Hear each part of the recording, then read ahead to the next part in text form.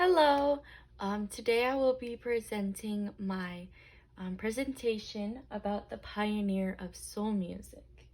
And who is the pioneer of soul music? It is Ray Charles, who is known as that.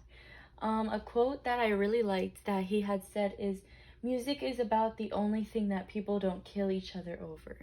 And that is very powerful, especially now in these times.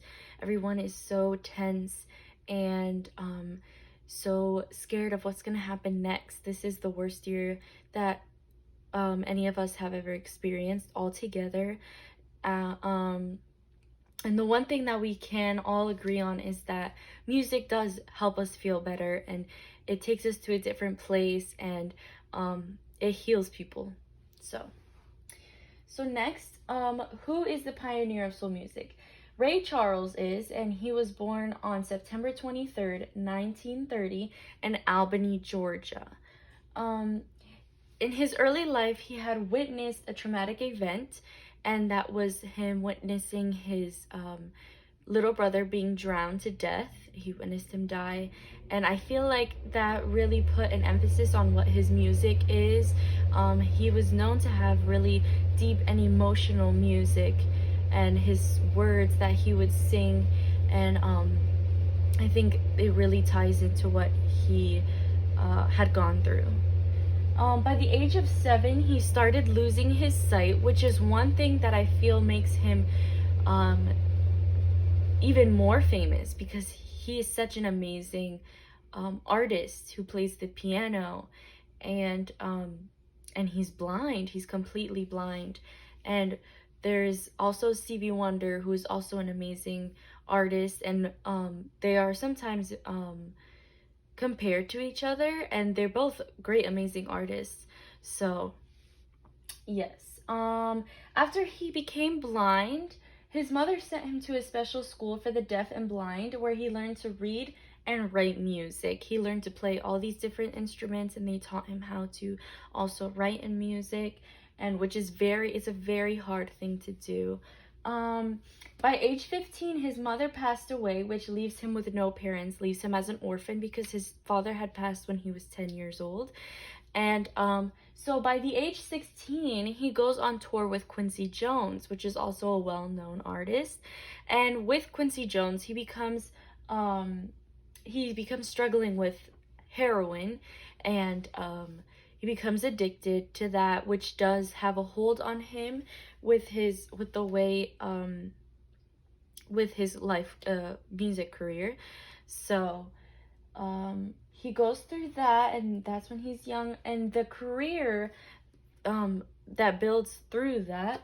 In 1949, he released his own single, Confession of the Blues, which did well, but by 1953, he was signed to a record deal with Atlantic Records, which really put him on the top and really helped him put his name out there, because a year later, he came out with the song I Got a Woman, which reached #1 in R&B charts just a year after he was signed to Atlantic Records. And by 1960, he had his own Grammy, and everyone recognized him as the king of soul, jazz, and R&B. And that happened so quickly, and well, I'm sure for him it felt so quickly, and even on paper it looks like everything just happened just like that. And especially with what he had gone through, he, like I said before, he put all of that in his song, in his music, and what he said and how he played. And I feel like that's why a lot of people could relate to him, especially in those times with racism and all of that. How did he change the music industry in your opinion? So in my opinion, I feel he changed so much. We still hear music from him. We still hear little snippets in songs that we hear today that become popular. And I feel like jazz is such an important role in the music industry, because it just shows us where we started, where we began. You know, nowadays people don't really make their own music. They get songs and from older songs and just mix their own twist to it. And I feel like jazz is huge in the R&B industry. Myself, I love R&B, and they take the R&B artists that I love, look up to these artists, and sometimes I wonder how these artists became so well and so amazing when they really didn't have somebody to look up to in to my knowledge. Because now we have all these people to look up to and be like, oh, I want to be like Ray Charles, I want to be like Etta James. And who did those people look up to become such great artists? Or did they just search inside of themselves and find their hurt and their pain and their struggles and put that all into their music? And that's what made them great. So yeah, and we hear his songs a lot. His most well-known song is, I'll play it right now. It's Hit the Road Jack, and we all have heard it before, at least once.